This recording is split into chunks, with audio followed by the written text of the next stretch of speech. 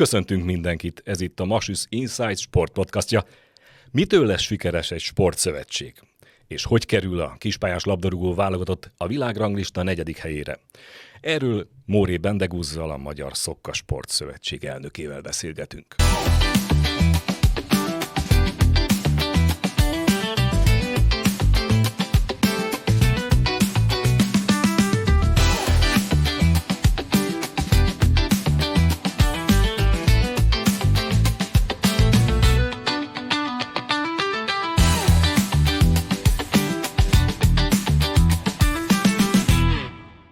Köszöntöm a hallgatókat, köszönjük a meghívást.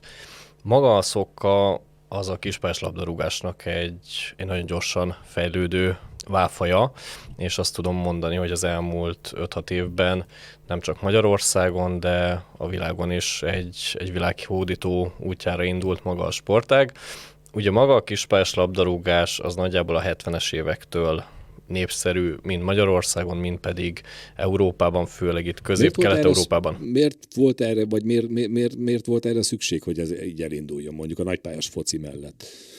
Ugye a 70-es években egy kézzelfogható infrastrukturális fejlesztésen esett át az ország, még a szocializmus idejében. Ugye akkor jelentek meg országszerte a bitumen pályák 3x2-es kézilabda a kapukkal, és hát ugye az akkori sportpolitika, ott mind a kispályás labdarúgás, de főleg a kézilabdát erőltette ezeken a grundokon, amelyek ugye az idő teltével inkább átvették, vagy a kispályás labdarúgás átvette ezeket a grundokat, és ugye a panel telepektől kezdve mindenütt az országban fel lehetett leelni ezeket a pályákat, és maga a kispályás labdarúgás az innen nőtte ki magát, azonban az még mai napig megfigyelhető, hogy ebben a sportágban ahány ház, annyi szokás, és ahány szervező, annyi fajta módja van annak, hogy ők hogyan gondolkodnak a kispályás labdarúgásról.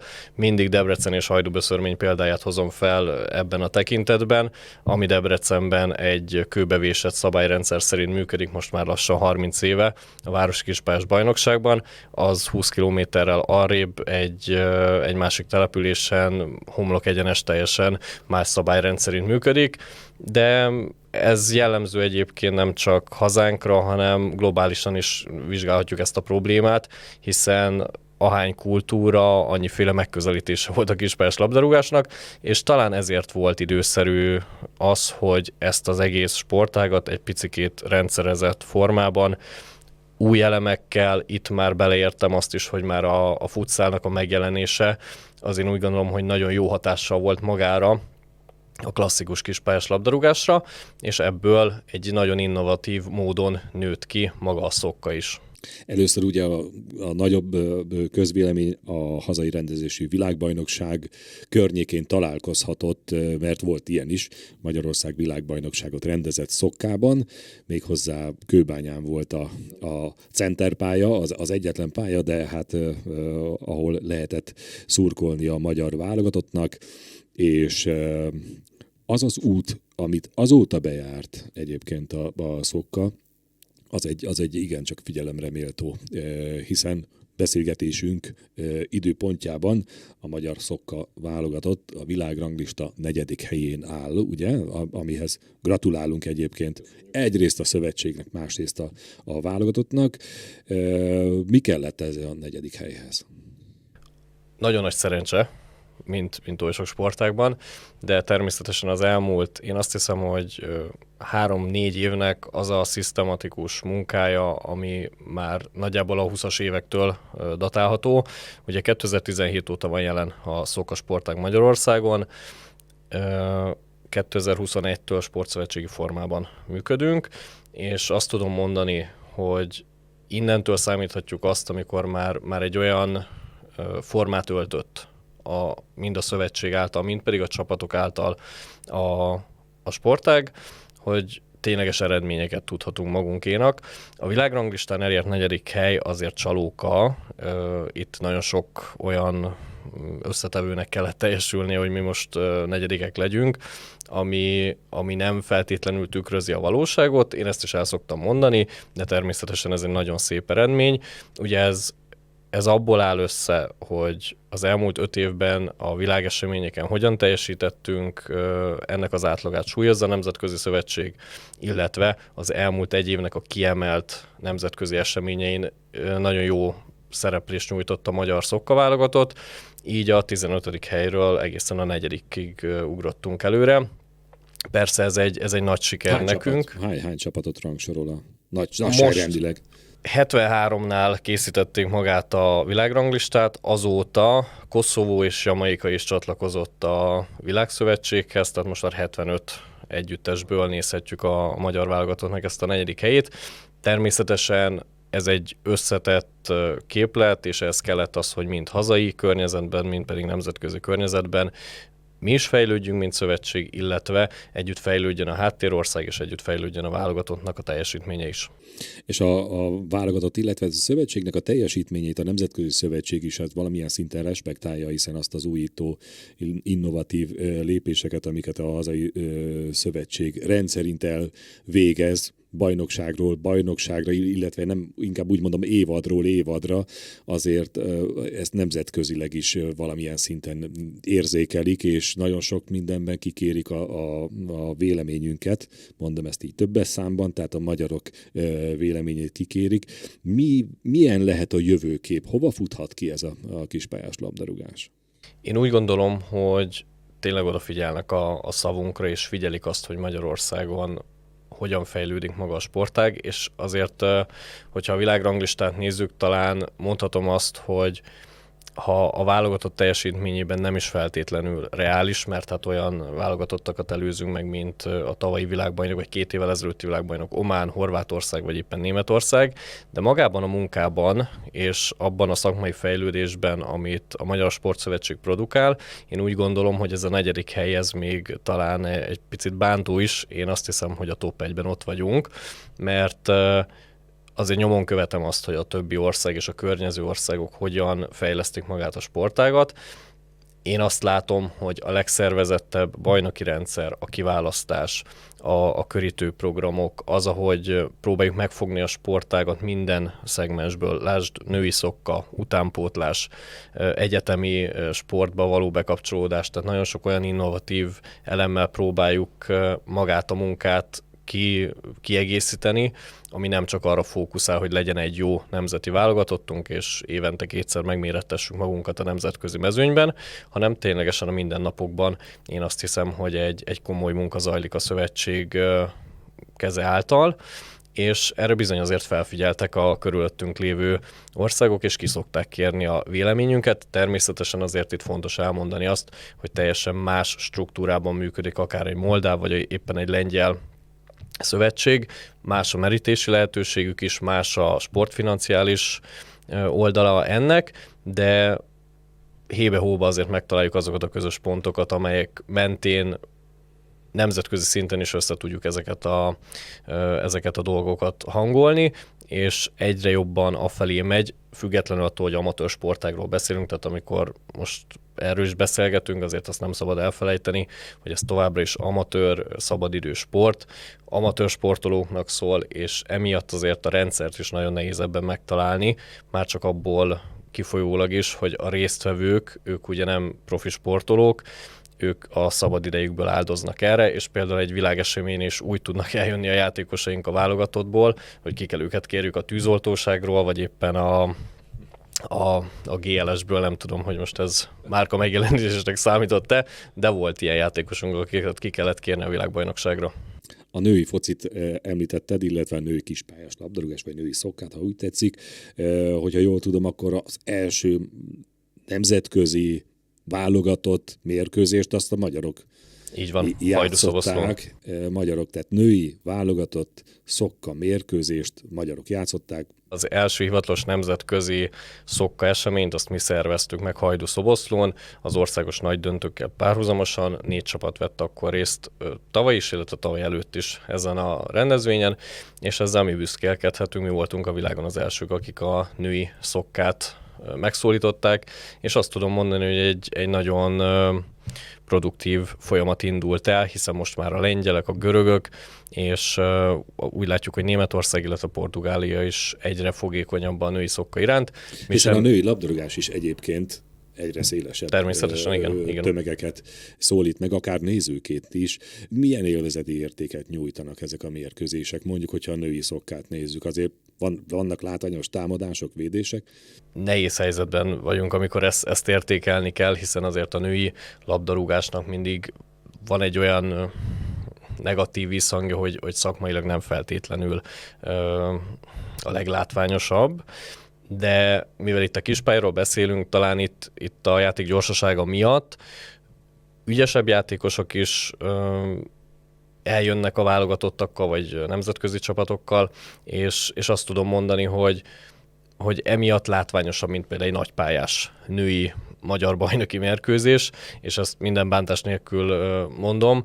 Gyorsabb a játék, több góleség, több kapura lövés van, és azért látszik egy olyan szelekció, hogy azok jönnek el kispályára, akik ténylegesen labdabiztosak, labdaügyesek, akik csak futni tudnak, vagy éppen egy brusztolósabb játékos, ők azért itt a játék jellegéből adódóan nem tudnak szó szerint labdába rúgni. Ezért azt tudom mondani, hogy azért van ennek egy élvezeti értéke női vonalon is.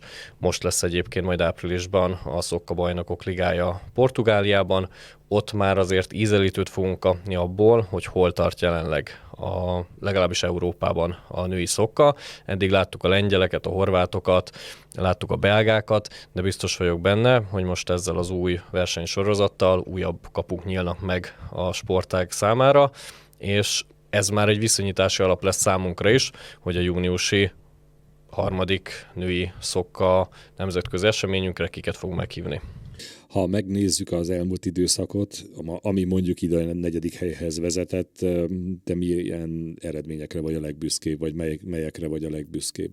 Nem is szakmai eredményre vagyok a legbüszkébb talán, hanem azt tudom mondani, hogy egy olyan közösség épült fel az elmúlt 5 évben itt Magyarországon, akik most már minket presszionálnak arra, hogy ennek van létjogosultsága Magyarországon, és igenis szervezzünk, csináljuk, jussunk el minél több településre, minél több vármegyében legyen jelen a szövetség, akár kirendelt helyi szövetséggel, szervezőkkel. Tehát a legnagyobb eredményt én ebben látom, hogy megszólítottuk a kispályás társadalmat, és a kispályás társadalomnak azt a rétegét, akik már egy ideje úgy pedzegették azt, hogy jó lenne azért valamilyen szintű változás, előrelépés, mert ugye azért azt látni kell, hogy országos szinten nagyon sok szervező kollega van. Vannak jobbak, vannak kevésbé jobbak, és ugye mindenütt volt egy általános vélemény, hogy nagyon jó kispályázni, de hova tovább?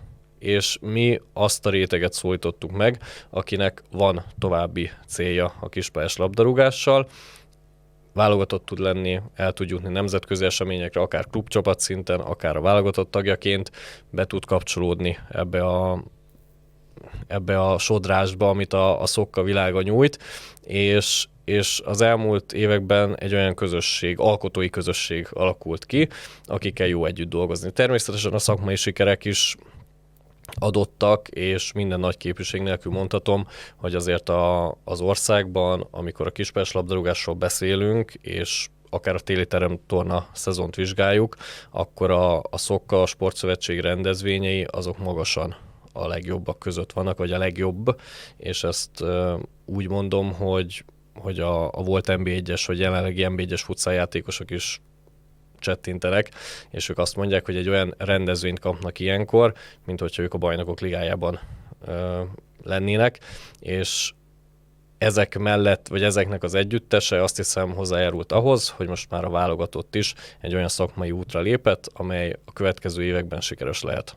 A sportág jellegéből adódik, hogy gyakorlatilag nincsenek nagy szünetek, hiszen télen megrendezitek a téli tornákat, aztán jön a tavasz, már ráfordultok a nyárra, ott van a BL, válogatott mérkőzések, mikor van egyáltalán szünet a töltekezésre és a fejlesztésre? Ennyire azért nem egyszerű a képlet, ugye nekünk igazodnunk kell a nagypályás labdarúgáshoz, amivel nincs is baj. Én minden platformon el szoktam mondani, hogy a szokka sportág az akkor lesz sikeres, hogyha megtalálja a saját helyét a magyar futballpiramisban. És én hiszek abban, hogy előbb-utóbb partnerként tud majd ránk tekinteni mind a nagypályás szakma, mind pedig a futszál szakma. Most azért még érződik az, hogy amolyan mostoha gyerekként kezeli mindenki a kispályás és a szokka sportágat. Nem szeretik elengedni. Már megyei első osztályú csapatokban is nagyon sok helyen tiltják azt, hogy elmenjenek versenyszezonban kispályázni a játékosok. Sőt, olyat is hallottam, hogy megyei szintről nem szívesen engedtek el valakit a válogatottba. Így van. Tehát Pedig aztán ez valahol az abszurdumnak az egyik megjelenítője, hogy ha én megyei státuszban focizom, és a magyar nemzeti címeres mezt fölhúzhatom, most kispályás labdarúgásban ugyan, de most teljesen mindegy, milyen sportágban, akkor miért ne tehetném?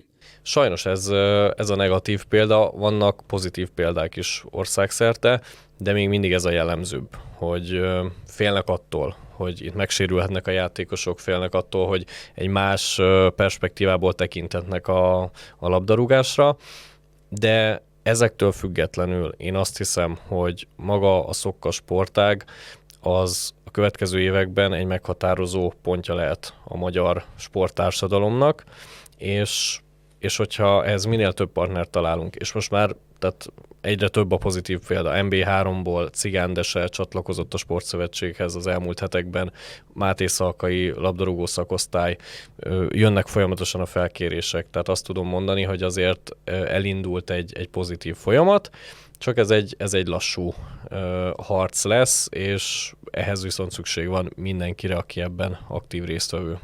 Már a VB környékén felismertétek annak az igényét, hogy megfelelő média háttere legyen a sportágnak, és nem árulok el nagy titkot, egyébként, hogyha EB-n vagy VB-n játszik a válogatott, akkor itthon az nézhető.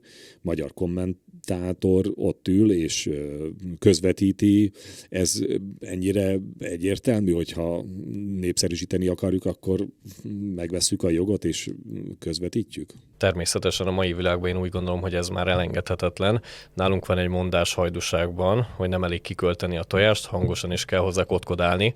Tehát ilyen alapon azt tudom mondani, hogy mi ezt időben felismertük, és ez is egyfajta innovációja volt magának a szokka sportágnak, mert azért azt láttuk, hogy mindenki tud kispályás tornát rendezni, mindenki szeret is kispályás tornát rendezni, viszont nem tud mindenki jó és minőségi kispályás rendezvényt, akár egynaposat, akár többnaposat megszervezni, és mi már elkezdtük hozzászokatni a saját közönségünket ahhoz, hogy még egy hazai rendezvényről is, akár a bronzmérkőzést, vagy az elődöntőket és a helyosztókat már élő kommentátorral sugározzuk az interneten. Ugye ehhez szükség volt egy nagyon erős social media háttérre.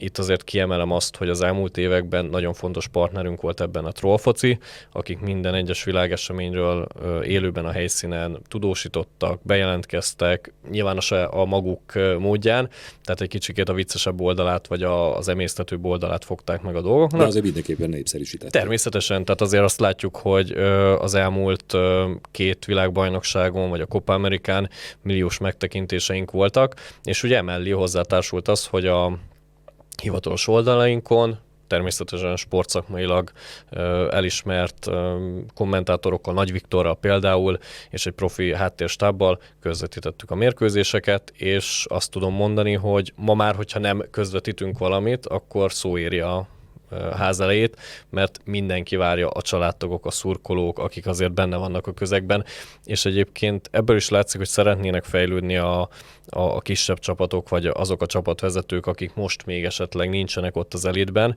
de nézik a mérkőzéseket, elemzik, és utána ők is megpróbálják beépíteni azokat a pozitív dolgokat, amiket ők esetleg csak az interneten látnak egy mexikói világbajnokságon.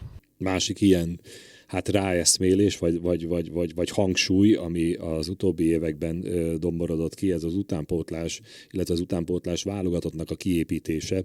Ha jól tudom, már voltak is játékosok, akik az utánpótlás válogatottból, az U21-ből bekerültek az A-válogatottba. Így van, itt Filkor Benjamin nevét lehet kiemelni, ő volt az első bálozó tulajdonképpen az U20-as válogatottból. Maga az U20-as válogatottnak az ötlete az igazából egy baráti beszélgetésen vetődött fel Cservenyák Ádámmal, aki végül a szövetségi kapitány is lett, ő vállalta azt, hogy ő összehozza a 2005-2006-os születésű játékosokat az országból, tartott egy 3 körös kiválasztást, és belőlük sikerült egy olyan válogatottat összehozni, akik most már egy nagyon jó háttérországot biztosítanak a felnőtt csapatunk számára. Nem volt illúzió a játékosok felé, a legelső alkalmakkor elmondtuk azt, hogy nem lesz mindenki valószínűleg felnőtt válogatott, csak a legkiválóbbak fognak oda kerülni, de ezt a jövőben is fogjuk folytatni. Ugye most a 2005-2006-os korosztály szinte kirepül, és a 2006 végi és a 2007-es korosztály már kopogtat az ajtón, tehát a cél az, hogy egy folyamatos utánpótlás bázis biztosítsunk a felnőtt válogatott számára, és azért az a cél, hogy pár éven belül ezekből a korosztályokból 2-3-4 játékos mindig be tudjon kerülni a felnőtt válogatott utazó keretébe, akik esetleg pedig nem kerülnek oda, nekik pedig szeretném azt, hogy biztosítsuk azt a lehetőséget, hogy az ország különböző klubcsapatai számára utánpótlást jelentsenek, mert ebben a kérdéskörben sajnos még nem állunk jól, azért azt látjuk, hogy az ország legjobb csapataiban a játékosok jelenleg még mindig azért 30 pluszosak. Tehát mindig szoktam viccesen mondani, hogy lehet, hogy most már a szenior korosztály felé kell gondolkozzunk, abba biztos, hogy nagyon jók leszünk, de a jelenlegi 18, 20, 22, 23 éves játékosok nem feltétlenül választják elsőként a szokasportágat, még szabadidős sportként sem. Ez egy olyan innováció, vagy további fejlesztési lehetőség számunkra, amit mindenképpen jobban kell vizsgálnunk a jövőben, mert hogyha őket nem tudjuk bevonni, akkor bizony nehéz helyzetben lesz minden válogatottunk. Az mi alapján dől el egyébként, mert én így labdarúgást szemszögéből mondtam ugye U21, mert ugye a nagy pályánál ott U21-es a válogatott alatti korosztály, hogy miért pont U20? Itt ezt a Cservenyák Ádám határozta meg. Ebben az összetételében azt tudom mondani, hogy már egy U21-es játékosnak már rég a felnőtt válogatottban kell játszania, tehát aki már U21-ben nincs ott a felnőttek között, az nem biztos, hogy odavaló. Itt a cél az ténylegesen az volt, hogy fiatalokat szólítsunk meg, és talán ez a jelenleg a 2005-2006-os korosztály volt, ahol realitás volt az, hogy őket 2 heti edzésekkel, összetartásokkal meg tudunk fogni, és tudunk belőlük egy válogatott magot gyúrni. A tőlük fiatalabbak még azért nem tartanak ott, és egyébként azt most láttuk is, hogy még az U20-as korosztály sincs feltétlenül azon a fizikai szinten, vagy tudásbéli szinten, amin a felnőttek. Most ugye nekik volt egy lehetőségük kint Lengyelországban, Németország és Lengyelország ellen pályára lépni, és hát azért láttuk, hogy nagyon sok dologban még van lemaradásunk, tehát őnekik azért még kell ez a 2-3 év, hogy beérjenek, de egy remek tapasztalatszerzési lehetőség volt. Az előttünk álló időszakban pont az innovatív vénánk miatt van-e valami lehetőség, ami előtt mondjuk áll a magyar szokka, akár egy új torna rendezése, vagy akár egy bármilyen újításnak a bevezetése?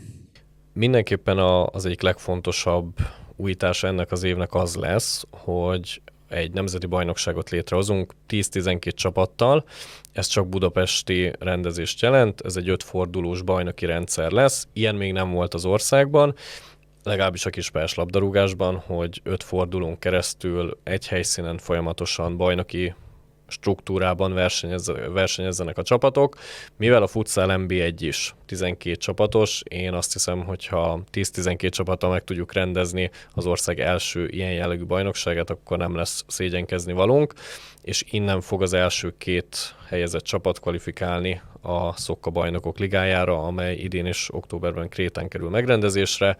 Emellett a versenyrendszerünk így szét fog válni, mert az eddigi torna rendszerben egy magyar kupa rendszert alakítottunk ki, amelynek az év végi nagy döntő fogja jelenteni, egy szezonbéli nagy döntő fogja jelenteni majd a végállomást, de én azt hiszem, hogy innovációból az elmúlt években belekaptunk nagyon sok mindenbe. Volt, ami sikerült, volt, ami nem sikerült. Én ezt sem szoktam elhazudni. Megpróbáltunk különböző útvonalakat. Talán az idei évnek az lesz a legfontosabb feladata, hogy a már meglévő tudásbázisunkat összegyúrjuk, egységesítsük, és piciket fordítva a tudásunkkal az egész sportágon, szerintem akkor ez sikeres projekt lehet. Szoktam hangsúlyozni, hogy 2026 a Szokka éve lesz, és ezt tartom magam. Illetve most így beszélgetés közben azért csak eszembe jut még egy dolog, egy sportegyesületi programot indítunk idén márciustól, ahova már ténylegesen azokat a sportegyesületeket várjuk, akik be vannak jegyezve törvényszékileg, MLS versenyrendszerben versenyeznek, mert az lenne a cél, hogy ne csak a baráti társaságokat szólítsuk meg, hanem egy picikét előrébb gondolkodva az időben egy olyan struktúrát alakítsunk ki, amelyben már a hivatalosan bejegyzett sportegyesületek is megtalálják a helyüket. Van a szokásoknál valamilyen mondás, amikor ilyen, nem tudom, mint a jó szelet a vitorlázóknál, vagy valamilyen... Még nincs, de ezen fogok gondolkozni, aztán valakitől majd egy ilyesmit beiktatunk. Hát akkor csak ilyen egyszerűen sok sikert kívánok. Köszönjük szépen. Tervek megvalósításához Móri Bendegúznak és a Magyar Szokka Sportszövetségnek. Köszönöm. Én köszönöm.